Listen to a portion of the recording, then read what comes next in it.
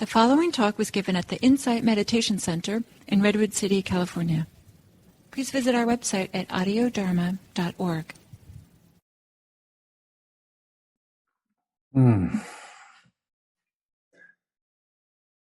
Hello again.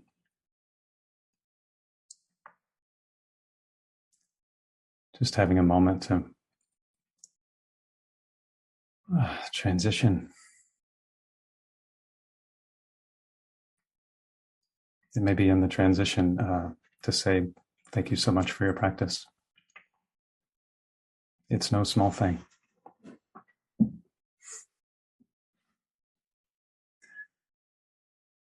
So, social and communal harmony, Buddhist teachings. To recap a bit where we've been, what we're talking about is that the practice of social and communal harmony in the Buddhist teachings begins with right view. It's this understanding of the efficacy of our action. And then yesterday we discussed how the right view is made real by our effort, by our endeavor in personal training. We talked about Rahula's repeated reflection. And then for many of us, sooner or later, we'll encounter a state that challenges us in some important ways. And I think is especially relevant when we're considering social and communal harmony, how to live and act in a harmonious way with others. And that state, that emotion, is anger. Let's start with this short story from the suttas. It features someone named Sakka. The texts say that Sakka was the ruler of the heavens of the 33, and is likened kind of more to a regional ruler than a monarch. Interestingly, characterized as imperfect, but someone of great faith and devotion. So Sakka approached the Buddha and did the usual approach, paid his respects, stood to one side, and then he said this: "Having slain what, does one sleep soundly? Having slain what, does one not sorrow? What is the one thing, O Gautama, whose killing you approve?" The Buddha responds, "Having slain anger, one sleeps soundly. Having slain anger, one does not sorrow. The killing of anger, O Sakka, with its poisoned root and honeyed tip, this is the killing the noble ones praise. For having slain that, one does not sorrow." It's a rather provocative turn of conversation. I never hear the Buddha talking of killing. I think this was for rhetorical effect. And we'll add some qualifications first about anger. And the first thing is that in the way Gill translates or distinguishes this, makes a clear line between anger and hostility. And anger, we can take, that's just good information. That's good information from our system. Something that may be saying, oh, this is important to me, or I have a boundary here that needs respecting. So anger can be good information for us, and it's useful not to be slain. And so Gill will translate the word here that Bhikkhu Bodhi was translating as anger as hostility, which has something of the edge of the impulse to harm or cruelty, the opposite of this compassion practice we were just doing. There are all sorts of anger, of course, and stay for longer or shorter times. One that's particularly sticky, I think for many of us, a form of anger, a form of hostility that can linger is resentment. And there's an interesting sutta in the Anguttara Nikaya where the Buddha talks about 9 variations on how resentment is conditioned by our thinking. And in that teaching, more or less, it's ways that we rehearse and re-rehearse and re-rehearse, this other person did harm to me or my loved ones, or they're supporting my foes. There's this really great expression in English, nursing a grudge, where we're feeding a hostility.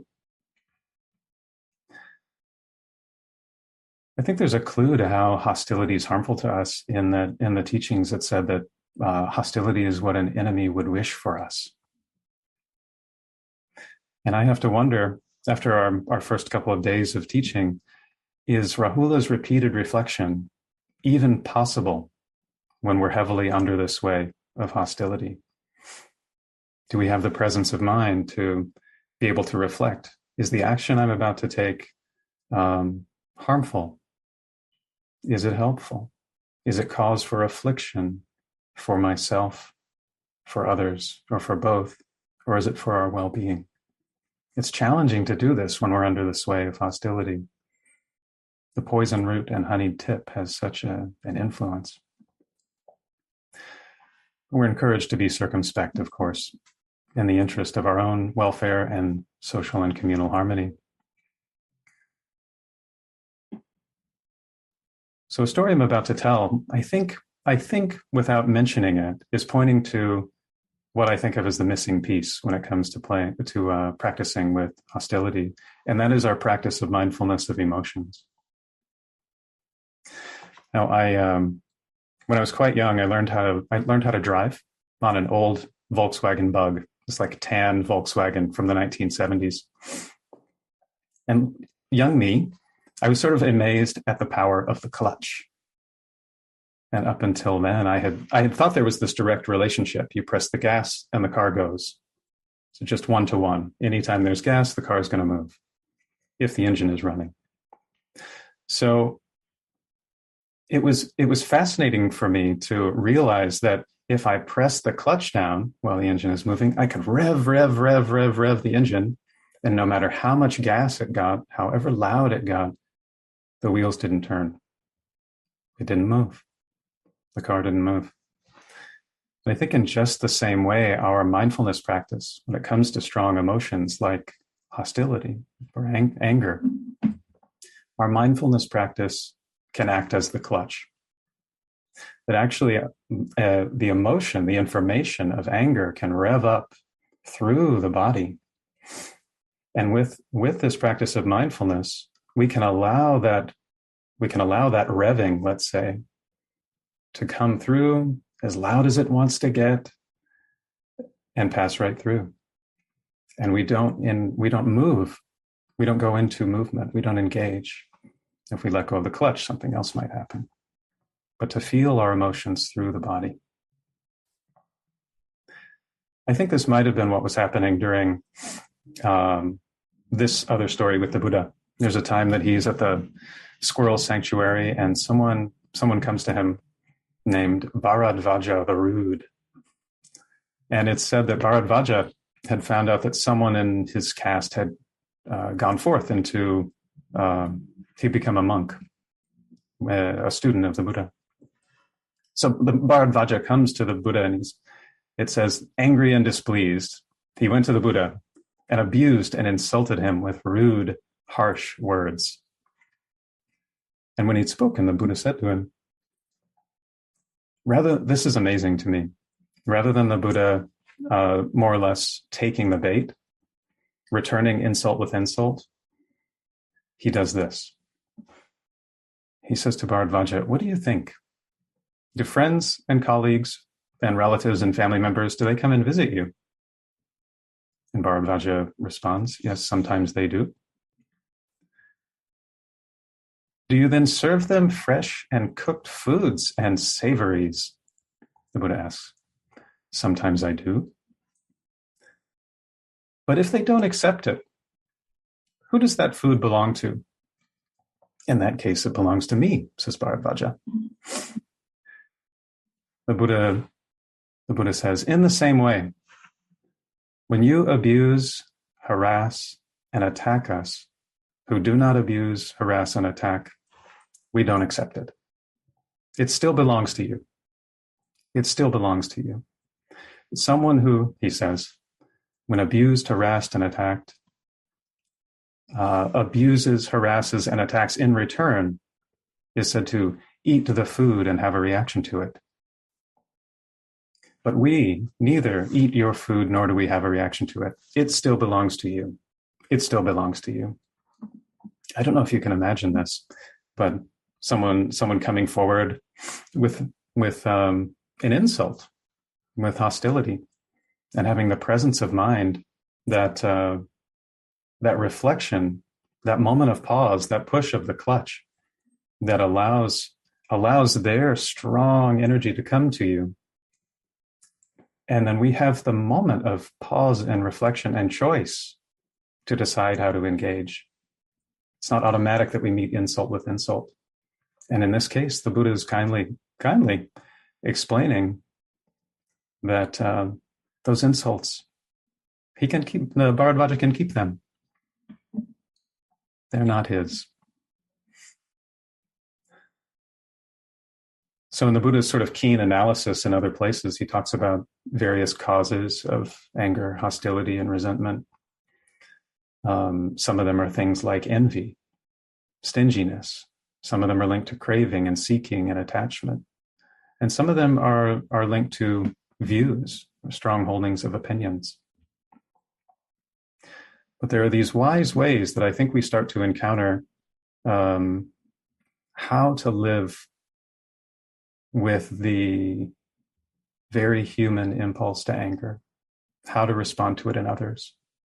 And I think we can base what will become a full, rich, functioning practice in Rahula's repeated reflection, knowing before, during, and after, is this action I'm about to take helpful?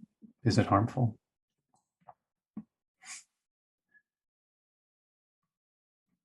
So in another teaching, Sakka again says, when I'm angry, I don't speak harshly and I don't praise my virtues. I keep myself well restrained out of regard for my own good. I keep myself well restrained. Many other teachings on anger, but I want to mention something about some other practices. So we have Rahula's repeated reflection. We have our practice of mindfulness of emotions, of course. And then maybe a third set that I want to mention is something we did earlier, actually the inspiration for the meditations this week. In a sutta on ways of removing resentment, 3 of them are 3 of the Brahma Viharas. We can take up the practice of loving kindness, the practice of compassion, the practice of equanimity, and in a sort of way condition our affective responses so that we can live in a harmonious way as best we can. I like to think of this inner cultivation, this training of our affect, as kind of like giving our heart and mind a number of options, well-practiced options, so that when we're under pressure, these things like kindness and compassion present themselves.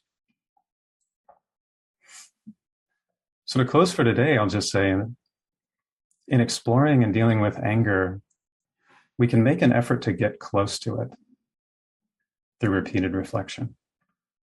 And there are distinctions to be made that show us that anger isn't a lump. It too is made of conditions. It's varied. And our vision of it is such that it undermines anger's enchantment. As with the other aspects of the personal training, we interrogate anger's causes and effects through repeated reflection.